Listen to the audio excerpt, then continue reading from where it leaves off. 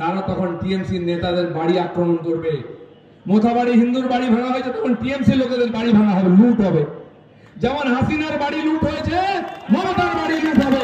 সেই 8,000 লোক কালীঘাট যাবে, কারণ এখানে 3টি জেলার থেকে লোক নিয়ে একজন টাকা নিয়ে যে এক নেতা আছে, সংখ্যালঘু নেতা, সে কোথায় গায়েব হয়ে গেছে আমি জানি না। হাত ঘুরে ঘুরে ঘুরে ঘুরে সেই টাকা কালীঘাটে পৌঁছেছে। এই 8,000 লোক কালীঘাট ঘেরাও করবে। তখন গঙ্গায়, কালীঘাটের গঙ্গায় কাদায় ঝাঁপ দিয়ে পিসি ভাইপোকে পালাতে হবে। সেই দিন আসছে, কারণ এরা কেউ যেতে দিতে যায়নি। পার্থবাবুর মতো লোকেরা বলেছিলেন, এই শোন, এমএলএ বলেছেন 25টা নাম দিবি, 10 লাখ টাকা করে দিয়ে পাঠিয়ে দিবি, চাকরি হয়ে যাবে। তারা খুব চালাকি করেছেন, 25-এর জায়গায় 30টা নাম দিয়েছেন, 25টা পাঠিয়েছেন। 10 লাখের জায়গায় 15 লাখ নিয়েছেন, নিজের কাছে 5 লাখ রেখে নিয়েছেন। 2.5 কোটি টাকা পাচ্ছেন পার্থবাবু, আর 1.25 কোটি টাকা পাচ্ছেন যে নেতা, যে এমএলএ কালেকশন করছেন।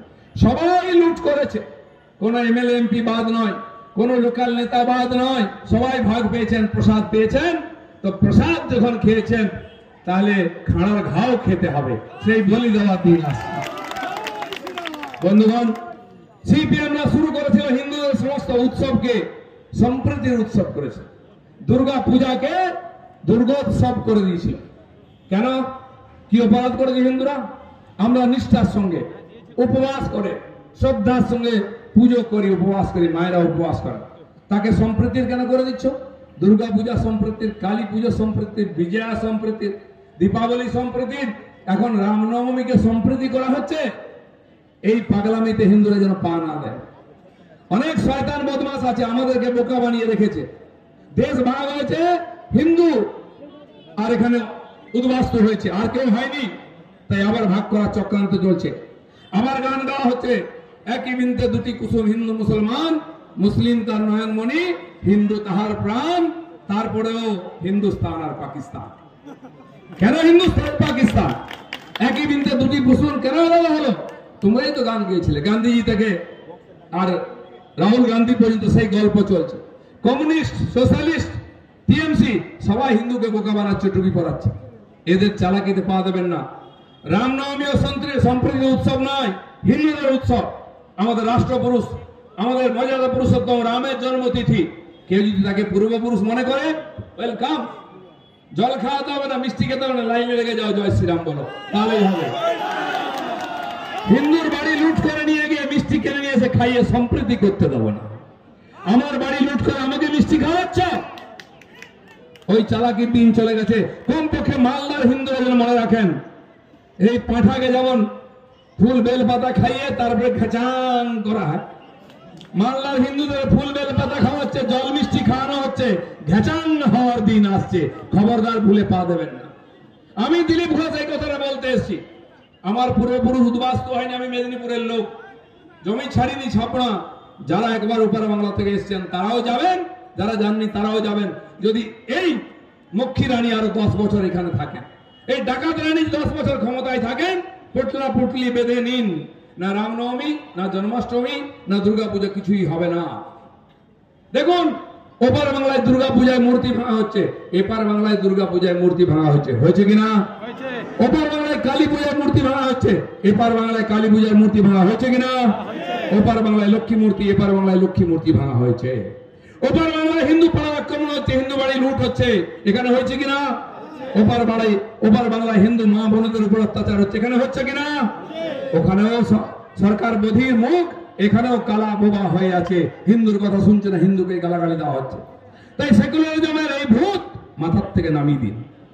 কেউ শেখাতে এলে বলে তোর বাড়িতে নিয়ে ভূত থেকে যা, কেউ সম্প্রীতি শেখাতে এলে বলে তোর বাড়িতে নিয়ে যা। অনেক সম্প্রীতির গুণ খালিয়েছ, দেশ ভাগ হয়েছে, মা বোনের সম্মান গেছে, মঠ মন্দির নষ্ট হয়েছে। ওপার বাংলায় চিন্ময় প্রভু এখনো জেলে আছে, তাকে ওখানকার লোকেরা অত্যাচার করেছে, পুলিশ অত্যাচার করছে, ছাড়া পাননি। আর এপার বাংলায় হিরণময় প্রভুকে ঘাটালে অত্যাচার করেছে, ঘাড়ে মারা হয়েছে, তিনি হসপিটাল ছিলেন, ছাড়া পেয়েছেন, সরকার সিকিউরিটি দেয়নি। তিনি আজকে আমাদের এই জেলার রতুয়াতে ভাগবত পাঠ করেছেন, আবার শুরু করে দিয়েছেন তিনি। সন্ন্যাসীদের ভয় দেখিয়ে পিছিয়ে দেওয়া যাবে না। যেমন স্বাধীনতা আন্দোলনেতে সমাজের সমস্ত স্তরের লোকেরা নেমেছিলেন, সন্ন্যাসীরা বিদ্রোহ করেছিলেন, আদিবাসী বনবাসী এসসি এসটিরা আন্দোলন করেছিলেন, চুয়াড় বিদ্রোহ নাম দিয়েছিল ব্রিটিশরা। শিক্ষিত অশিক্ষিত সবাই আন্দোলন করেছিল। আজকেও বাংলায় যে হিন্দু জাগরণ চলছে, সেখানে আমাদের মতো রাজনৈতিক কর্মী থেকে আরম্ভ করে, আদিবাসী থেকে আরম্ভ করে সাধু সন্ন্যাসী সবাই এগিয়ে আসছেন। দেখুন, আমাদের কথা শুনে মহারাজ নন্দী চলে আসছেন। শিবের বাহন মহাদেব তার নন্দীকে পাঠিয়ে দিচ্ছেন আপনাদের সঙ্গে, ভয় পাবেন না। তাই বন্ধুগণ, আজ আমরা রাস্তায় নেমেছি, এখানকার এই দুর্নীতি যার কারণ হচ্ছে এই 26,000 শিক্ষকের চাকরি যাওয়া। এখন হাজার হাজার শিক্ষক 4 বছর 5 বছর কলকাতার রাজপথের ধারে বসে বসে ধর্ণা দিচ্ছেন, তাদের ভবিষ্যৎ অন্ধকার হয়ে যাচ্ছে। যে টিচাররা আজকে স্কুলে বসে টিচার স্টুডেন্টদের পড়াবার কথা ছিল, তারা রোদ্রে বসে ধর্ণা দিচ্ছেন। এই জন্য আমরা আরজি করের যে ঘটনা, সেটা হচ্ছে দুর্নীতি, এবং দুর্নীতিকে চাপা দেওয়ার জন্য এই খুন আর ধর্ষণ। আর দ্বিতীয় হচ্ছে সাম্প্রদায়িক হিংসা, পুলিশের হিংসা। এই পুলিশ শিক্ষিত টিচারদেরকে পেটাচ্ছে, বিজেপির মতো বিরোধী দলের কর্মীদের পেটাচ্ছে, কেস দিচ্ছে, এবং মৌলবাদী মুসলমানদেরকে লেলি দেওয়া হচ্ছে হিন্দুদের উপরে, যা লুটপাট করে মারপিট করে। এই সাম্প্রদায়িক হিংসা, এটাই পশ্চিমবাংলার সবচেয়ে বড় বিপদ।